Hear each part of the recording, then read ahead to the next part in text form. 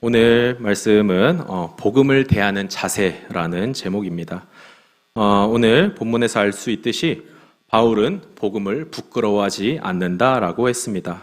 근데 이제 우리가 여기서 두 가지 정도를 생각할 수가 있을 것 같은데, 하나는 누군가는 복음을 부끄러워한다는 것이고, 또한 한편으로는 두 번째로는 바울은 복음을 부끄러워하지 않는다라는 것을 넘어서서 바울은 복음을 자랑스럽게 생각한다 정도로 생각할 수 있을 것 같습니다. 이런 의미가 담겨져 있다고 봅니다. 자, 다시 한번 정리해서 말씀드리면, 누군가는 복음을 부끄럽게 생각을 했고 바울은 복음을 자랑스럽게 생각했다는 것입니다. 아멘. 자, 그럼 언제나 말씀드리지만 여기서 또 생각해야 될 것들이 몇 가지가 있습니다. 그러면 바울은 누구인가? 또 복음은 무엇인가? 여러 가지 것들에 대해서 생각을 해보게 됩니다. 왜 복음이 도대체 무엇이길래 누군가는 자랑스러워하고 누군가는 부끄러워했는가? 이런 것들에 대해서 몇 가지 다루어 보도록 하겠습니다. 먼저 바울은 누구인가? 라고 했을 때 바울은 예수님 당시 사람입니다. 그러니까 지금으로부터 약 한 2000년 전 사람인데, 사진을 좀 보여주시겠습니까? 이게 좀 마음에 드는 사진을 못 찾았는데 이 정도로 생각을 하시면 됩니다. 이거 뭔지 아시죠, 다들? 네, 그렇죠. 로마 검투사 사진입니다. 네, 이해를 돕기 위한 사진입니다. 그러니까 모든 길은 로마로 통한다라고 할 때의 그 시대의 사람입니다. 물론 이제 조금 차이가 있지만, 그리고 몇 가지 정보가 더 있는데, 사도행전 22장 3절에 보면, 나는 유대인으로 길리기아 다소에서 났고 이 성에서 자라 가말리엘의 문화에서 우리 조상들의 율법에 엄한 교훈을 받았고 오늘 너희 모든 사람처럼 하나님께 대하여 열심히 있는 자라. 바울은 로마 시대의 사람이지만 유대인이었습니다. 물론 이제 로마 시민권을 가지고 있었지만, 오늘은 그것보다 여기 가말리엘 문화라고 하는데, 쉽게 얘기하면 공부를 많이 한 사람이었다. 오늘날로 따지면 서울대, 하버드 이렇게 얘기할 수 있을 것 같습니다. 자, 바울은 로마 시대에 태어났지만 유대인이었고 공부를 많이 했다. 이렇게 정리할 수 있을 것 같습니다. 자, 그러면 바울은 복음을 자랑스러워했다라고 했는데, 부끄러워하지 않았다라고 했는데, 그렇다면 복음은 무엇이냐라고 했을 때에, 자, 복음은 무엇이냐면 우리 유초등부 지난주에 했습니다. 자, 제 눈을 피하지 말아주시고, 지난주에 분명히 했습니다. 자, 복음은 무엇입니까? 복음은 무엇이죠? 네? 분명히 지난주에 했는데 까먹었어요. 네, 감사합니다. 자, 복음은 굿뉴스라는 뜻입니다. 자, 사진을 띄워주시면, 자, 굿뉴스입니까? 자, 몇 분 지금 얼굴이 어두워지시는 것 같은데, 네, 감사합니다. 네. 자, 굿뉴스가 있고 배드뉴스가 있는 것처럼 보였어요. 자, 이거는 이제 개인적인 의미고, 자, 로마 시대의 의미에서 굿뉴스는 무슨 뜻이냐면, 새로운 왕이 즉위할 때 쓰는 표현이었습니다. 자, 그러면 새로운 왕이 즉위할 때 쓰는 표현이라고 한다면, 그것이 부끄러울 필요가 있나? 라는 생각이 들 텐데, 물론 바울은 그 의미로 쓴 것이 아닙니다. 바울은 오늘 본문에 나와 있지만 모든 믿는 자에게 구원을 주시는 하나님의 능력이 됨이라 라고 표현을 했습니다. 구원을 주시는 복음입니다. 구원을 주시는 것에 대한 굿뉴스라는 것입니다. 자, 그러면 구원은 죄에서 건져냄을 받은 것인데, 구원은 어떻게 받습니까? 로마서 10장 9절에 보면, 내가 만일 내 입으로 예수를 주로 시인하며 또 하나님께서 그를 죽은 자 가운데서 살리신 것을 내 마음에 믿으면 구원을 받으리라. 그러니까 내 입으로 예수님이 나의 주인이다, 나의 왕이다, 황제다, 예수님께서 나의 죄 때문에 죽고 부활하셨다 라고 고백하면 구원을 받는다라는 것입니다. 자, 그럼 여기서 우리가 잘 생각해 봐야 할 것이, 방금 전에 복음, 굿뉴스라고 했습니다. 새로운 황제가 즉위했다라고 했는데, 자, 그러면 이것을 다 종합해 보면 예수라는 황제가 즉위했다라고 표현할 수 있을 것 같습니다. 이것이 굿뉴스라고 하는데, 자, 그러면 바울은 이것을 자랑스러워했다라는 것입니다. 예수라는 나의 황제가 즉위했다. 자, 근데 여기서 안타까운 사실이 뭐냐면, 로마 제국 시대라고 말씀을 드렸습니다. 로마 제국 시대에 예수가 나의 왕이다, 예수가 나의 황제다라고 고백하는 것은 잘못하면 죽을 수도 있는 발언입니다. 오늘날 무슨 대통령 나빠요 이 수준이 아니고 정말 목숨을 걸고 해야 하는 고백인 것입니다. 자, 바울은 그 복음을, 자기의 목숨을 위협할 수도 있는 그 복음을 자랑스럽게 생각했다라는 것입니다. 그래서 실제로 바울이 어떤 일을 당하냐면, 바울이 이제 복음을 전하고 있는데 사도행전 26장 23절에 보면, 곧 그리스도가 고난을 받으실 것과 죽은 자 가운데서 먼저 살아나사 예수님께서 죽고 부활하사 이스라엘과 이방인들에게 빛을 전하시리라 함이니라 하시, 이렇게 복음을 전하는 과정에서 이 대답이 뭐라고 돌아오냐면, 자, 넘겨주시면 24절에, 자, 이것을 듣는 사람이 답하는 것입니다. 바울이 이같이 변명하되 베스도가 크게 소리내어 이르되 바울아 네가 미쳤도다. 내 많은 학문이 너를 미치게 한다 하니. 앞에서 얘기했듯이 바울은 공부를 많이 한 사람이라고 했습니다. 그러니까 이제 이 로마의 높은 사람이 바울 보고 뭐라고 하냐면, 너 공부 많이 하다가 미친 거다 라고 얘기를 하는, 그러니까 그런 수준의 발언인 것입니다. 자, 그래서 오늘 이 장면을 보고 저는 오늘 말씀을 준비하면서 참 오늘날 우리도 이러한 시대를 살아가고 있지 않나라는 생각이 들었습니다. 나를 구원하시기 위해 예수님께서 죽고 부활하셨다. 그런 예수님이 나의 왕이다, 황제다라고 고백하면, 오늘날 고백하면 또 어떻게 보면 좀 미친 사람 소리를 듣는 것이 요즘 세상이 아닌가라고 생각이 됩니다. 안타깝지만, 자, 그래서 우리 요초등부 학생들한테 좀 언제나 말씀드리지만, 자, 옆에를 좀 둘러봐 주세요. 옆에 선생님들, 선생님들, 부모님들 좀 둘러봐 주시면, 언제나 말씀드리지만 옆에 계신 선생님들, 그 다음에 부모님들, 어른들은 그 복음을, 예수님은 나의 왕이다라고 하는 그 고백을 자랑스럽게 생각하는 사람들입니다. 아멘. 그래서 항상 말씀을 드리지만 사진을 넘겨주시면, 자, 복음이 어디서부터 시작했죠? 그렇죠. 이스라엘부터 시작해서 유럽으로 갔다가, 이거 지금 시간이 없으니까 넘어가겠습니다. 유럽으로 갔다가 미국으로 갔다가 우리나라로까지 들어오는데 약 한 1900년 정도 걸렸습니다. 자, 그래서 그리고 거기서 또 100년이 더 흘러서 그 복음을 자랑스러워하는 분들의 고백이 이어져서 오늘날 여러분들한테까지 왔다고 생각이 됩니다. 그래서 오늘 말씀에 바울처럼, 또 옆에 있는 선생님들, 부모님들, 어른들처럼 우리 유초등부 학생들이 복음을 자랑스럽게 얘기되는 친구들 되기를 소망합니다. 아멘. 다음 설교를 맡은 김영민 전도사입니다. 이어서 복음, 구원을 주시는 하나님의 능력이라는 제목으로 같이 말씀 나눌 텐데요. 앞서서 서영건 전도사님이 잘 이야기해 주셨듯이 복음을 부끄러워하지 않는다는 바울의 고백에는 복음을 자랑스럽게 여긴다라는 의미가 내포되어 있다고 잘 이야기해 주셨습니다. 여러분들, 우리가 맛있는 음식을 먹을 때 뭐라고 극찬하죠? 둘이 먹다 하나 죽어도 모르겠다. 이만큼 만약에 복음을 좋은 것으로 설명했을 때 그것에 기속될 수 있어요. 복음은 최고다. 그럼 복음은 단순히 최고인 것이 되는 거예요. 복음은 좋은 것이다. 좋은 것이 되는 거예요. 그러니까 좋은 표현을 썼을 때, 좋은 단어를 썼을 때 복음이 거기에 국한될 수 있어요. 그래서 바울은 부정의 언어를 쓰는 거예요. 복음을 부끄러워하지 않는다. 즉 복음을 최고의 것으로 표현하고 최고의 것으로 고백하고 있는 것이 바로 오늘의 본문의 표현인 것입니다.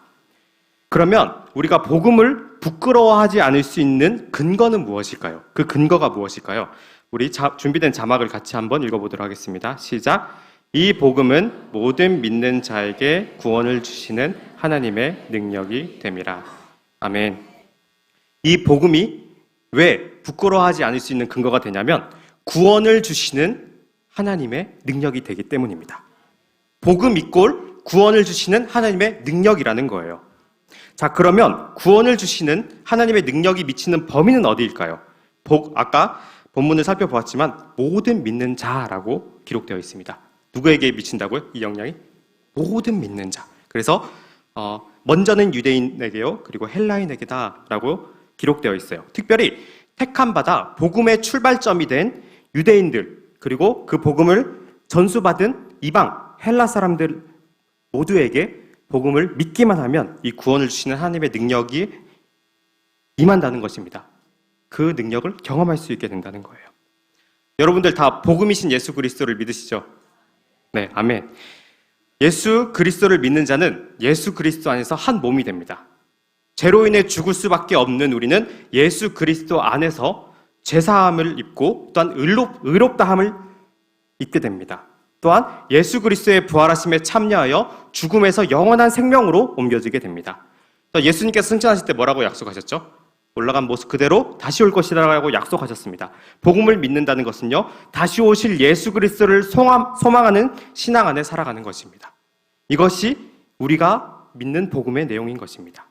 이 복음을 믿는 자는 인종, 나이, 국적, 성별, 직위를 막론하고 구원을 주시는 하나님의 능력을 날마다 경험하며 살아갈 수 있다고 사도 바울은 기록하고 있는 것입니다. 그렇다면 구원을 주시는 하나님의 능력은 과연 무엇일까요?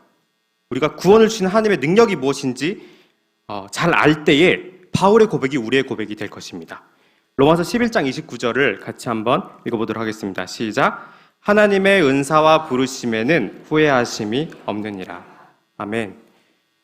로마서 전체적인 내용에서 이 은사는 무엇을 의미할까요?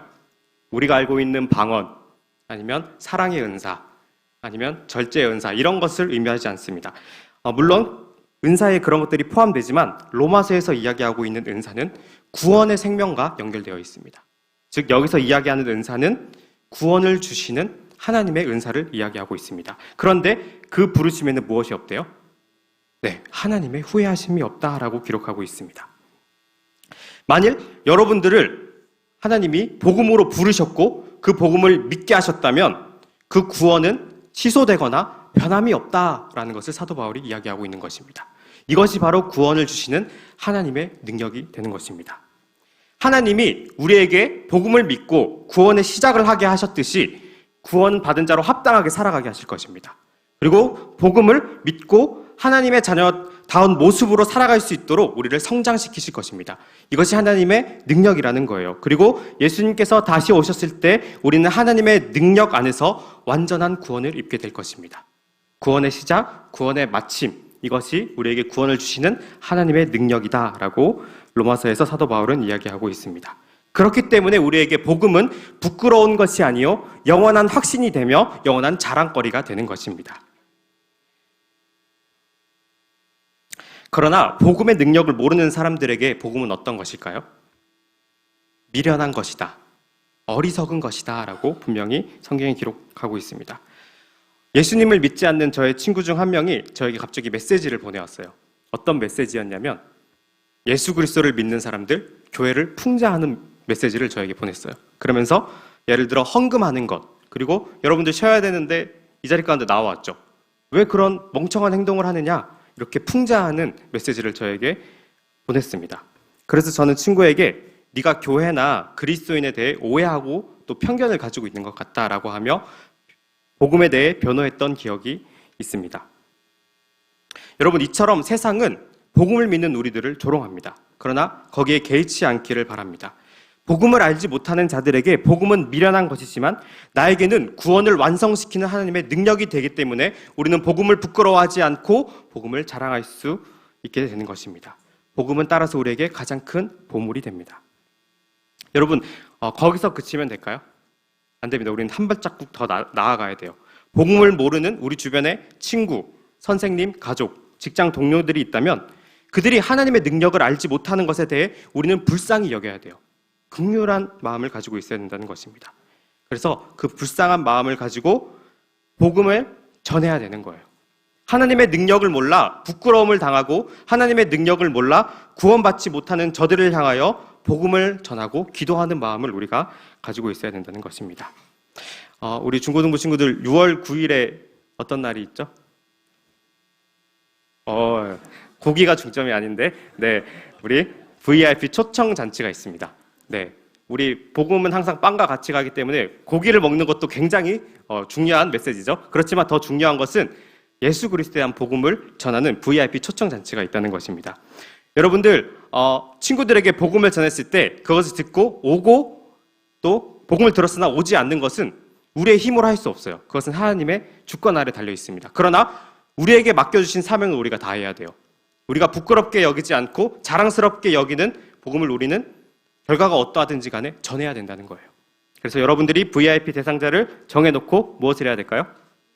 기도해야 돼요. 불쌍히 여기는 마음으로. 우리가 가지고 있는 이 자랑스러운 복음을 들을 수 있도록, 그들이 들을 수 있도록 기도해야 되며 또 복음을 전해야 한다는 것입니다. 우리 모든 성도님들이 그런 마음을 가지고 있었으면 좋겠습니다. 사도 바울이 했던 복음을 부끄러워하지 않는다라는 고백이 여러분들의 고백이 되었으면 좋겠고요. 더 나아가 그 하나님의 능력을 알지 못하는, 복음의 능력을 알지 못하는 자들에게 복음을 전할 수 있는 우리 선한 목자교회 모든 성도님들 되었으면 좋겠습니다. 두 분 전도사님 너무 말씀을 잘 전해주셨습니다. 제가 많이 은혜 받았습니다. 여러분도 은혜 많이 받으셨죠? 네, 감사합니다. 다 말씀드렸기 때문에 저는 그냥 왜 구원의 복음이 되는지 그거를 잠깐 말씀을 나누도록 하겠습니다. 여러분, 영혼 구원만 구원인가요? 예수님이 영혼 구원만을 위해서 이 땅에 오셨나요? 아닙니다. 그렇지 않습니다. 우리 몸은 혼과 영과 육으로 구성되어 있기 때문입니다. 그래서 영혼 구원만 구원이라고 한다면 결코 반쪽짜리 구원밖에 안 되는 거예요. 완전한 구원이 될 수 없습니다. 그죠? 그래서 예수님이 이 땅에 오셨을 때 만약에 영혼 구원만을 구원이라고 그러면 설교만 하면 됐어요. 그냥 거기에 그 주제에 맞게끔 설교만 하면 됐어요. 그런데 그렇게 하지 않았어요. 예수님 엄청나게 다양하게 사역을 엄청나게 많이 하셨습니다. 많은 환자들을 고쳐주셨고요. 귀신도 몰라냈고 또한 수많은 이적과 기적을 베푸셨고 또 수많은 가르침을 주셨습니다. 근데 그 설교 대부분은 거의 다 삶에 대한 부분입니다. 왜 그랬을까요? 우리는요, 아까 말씀드렸지만 몸과 혼과 육으로 영과 혼과 육으로 구성되어 있기에 전반적인 구원, 그러니까 전인 구원을 이루셔야 하기 때문입니다.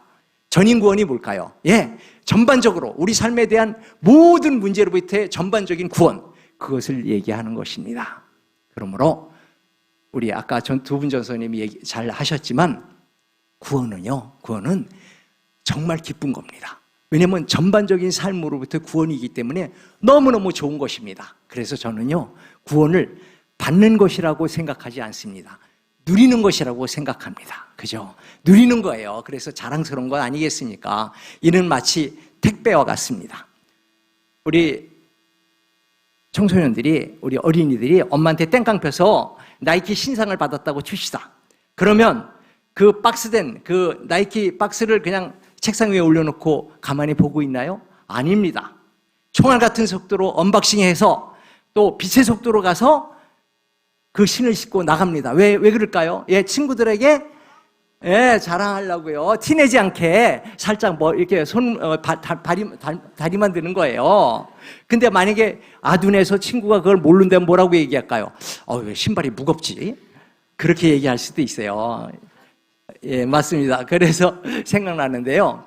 옛날에 나이키하고 나이스하고 뜀뛰기 시합을 했대요. 누가 이겼을까요? 나이스. 창피해서. 빨리 뛴 거죠. 그죠? 이거 옛날 유머입니다. 옛날 유머.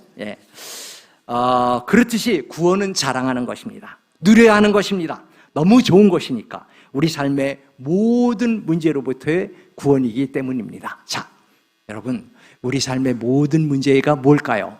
제가 보기에는 크게 세 가지로 압축할 수 있습니다. 첫 번째, 돈 문제. 이거 심각하죠? 두 번째, 질병 문제. 나이 들면 다 걸려요. 아픈 데가 있어요. 세 번째, 인간관계 문제. 인간관계 문제는 어린이서부터 어른까지 모두 다 걸려있는 문제입니다. 자, 그런데 오늘 시간 관계상 다는 못 다루고요. 돈 문제로부터의 구원. 두 번째, 질병으로부터의 구원 문제. 요거만 다루도록 하겠습니다. 첫 번째, 돈 문제로부터의 구원. 돈 필요한 겁니다. 이거 없으면 우리가 생활할 수 없습니다. 근데 신기하게도 돈은 항상 부족해요. 좀 풍족하게 쓰고 싶은데 늘 부족해요. 그래서 우리가 소원이 있어요. 부자가 되는 거예요. 그죠? 돈 많이 있었으면 좋겠어요. 그런데 성경은 뭐라고 그러냐면 우리 보고 부자래요. 우린 돈 없는데 부자래요, 부자. 자, 거기에 대한 말씀이 있습니다. 로마서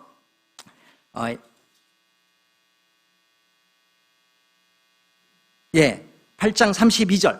우리 자막에 나왔나요? 제가 읽겠습니다. 자기 아들을 아끼지 아니하시고 우리 모든 사람을 위하여 내주신 이가 어찌 그 아들과 함께 모든 것을 우리에게 주시지 아니하겠느냐. 예, 여기 보니까 독생자까지 주셨다는데 하나님이 우리에게 무엇이 아까워서 안 줄 수 있겠습니까? 그죠? 그래서 우리가 참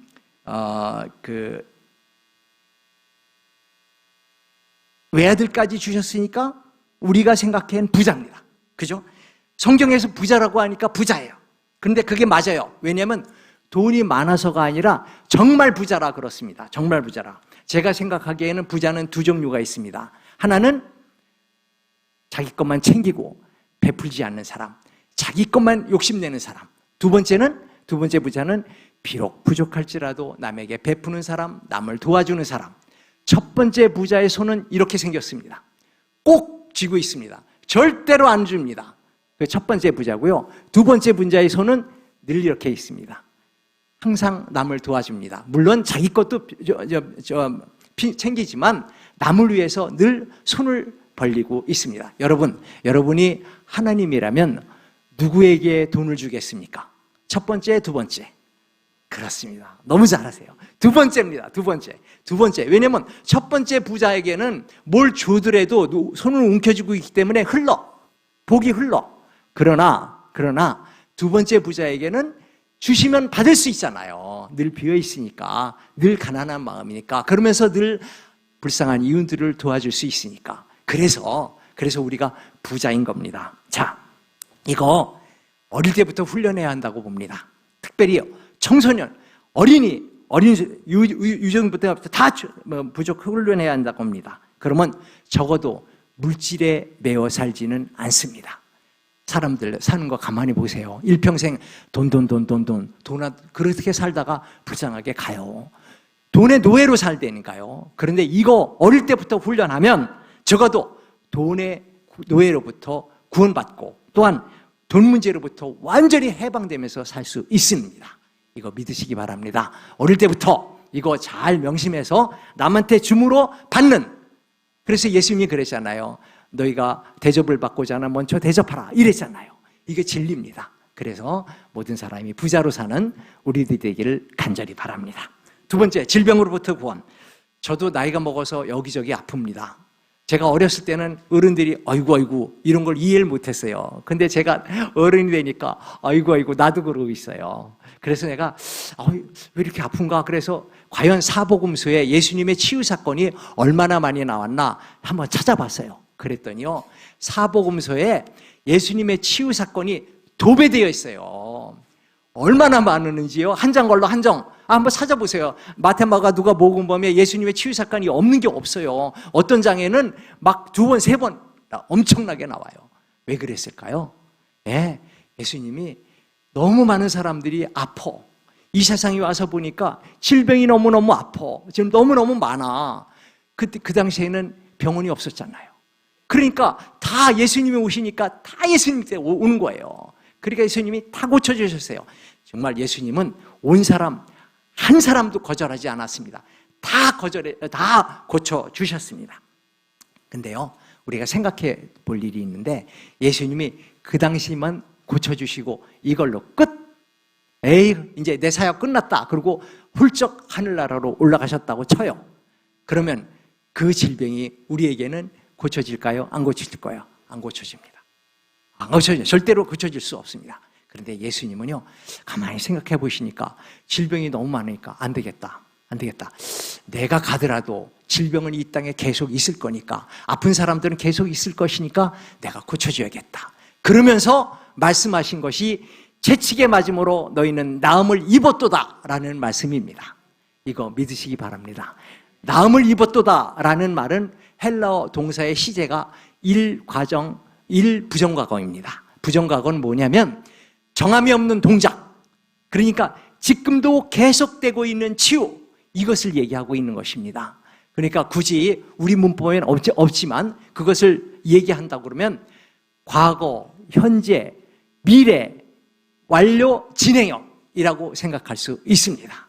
그래서 예수님의 치유 사건은 지금도 계속되고 있다는 것입니다.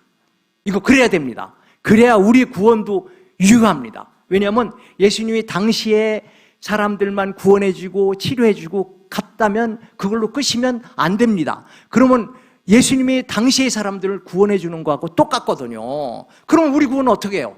우리 모든 구원은 어떻게 돼? 그럴 수가 없습니다.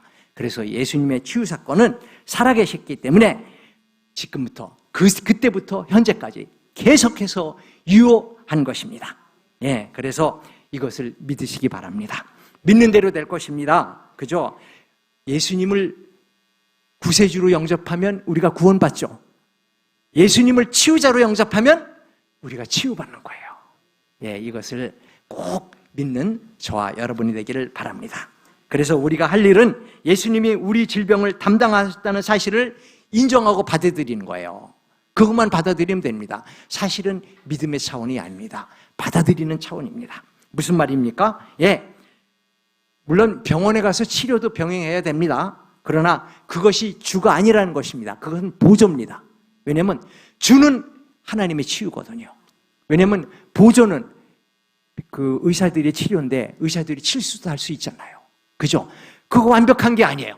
그러나 우리 하나님의 치료는 완벽합니다. 완벽합니다. 그래서 그 치료는 완벽하기 때문에 우리 예수님의 치유를 우리가 받아들여야 하는 것입니다. 이것은 이론이 아닙니다. 진실입니다. 영적인 사실입니다. 자, 이것이 기쁜 소식이 아닐까요? 성경으로부터 돈 문제를 구원받고 예수님의 말씀으로 치료받는데 어찌 이것이 복음이 되지 않을 수 있겠습니까? 그죠? 그래서 우리가 전해야 됩니다. 전하는 것이 곧 전도이죠. 전도는 어려운 게 아닙니다. 우리가 조금이라도 경험한 것을 남에게 전달하는 것입니다. 이럴 때 주의할 점이 있습니다. 이것을 받아들이는 사람의 종류가 여러 가지가 있다는 것입니다. 개념치 말고 전하시기 바랍니다. 여러분, 우리는 모든 사람의 연인이 될 수 없습니다. 확률에 따르면, 통계에 의하면 10사람이 있으면요, 2사람은 우리를 좋아하고 2사람은 또 우리를 싫어하는 사람이에요. 나머지 6사람은 우리하고 관심이 없는, 우리랑 전혀 관심이 없는 사람입니다. 이거 우리 친구들도 알 겁니다. 우리 친구들이 학교에 가면 우리 좋아하는 친구들도 있죠. 또 지독히 싫어하는 친구들도 있죠. 또한 나머지는 별 관심이 없는 사람 친구가 많아요. 그렇죠. 그러니까 남의 눈치 볼 필요가 있다 없다? 없다. 예. 왜냐하면 우리는 전달 도구일 뿐이기 때문에 그렇습니다. 그를 믿게 하는 것은 내가 아니라 성령님의 주관사항이라 그렇습니다. 따라서 결과를 예측하지 말고 과감하게 전하기를 바랍니다. 전도는 은사가 아닙니다. 모든 성도들의 공통적인 사명입니다. 여러분, 천국에서 제일 큰 상이 뭘까요? 예, 영혼 구원입니다. 이 땅에서의 삶이 비록 초라할지라도 우리 하나님이 원하신 일을 훌륭하게 잘해서 상을 받는 저와 여러분이 되기를 바랍니다. 그 상급은요, 하늘나라에서 정해지는 거 아닙니다. 바로 이 땅, 여기서 정해지는 것입니다. 이 땅에서 그 상급을 잘 준비하여 저 하늘나라 큰 상급을 받는 저와 여러분이 되기를 간절히 소망합니다.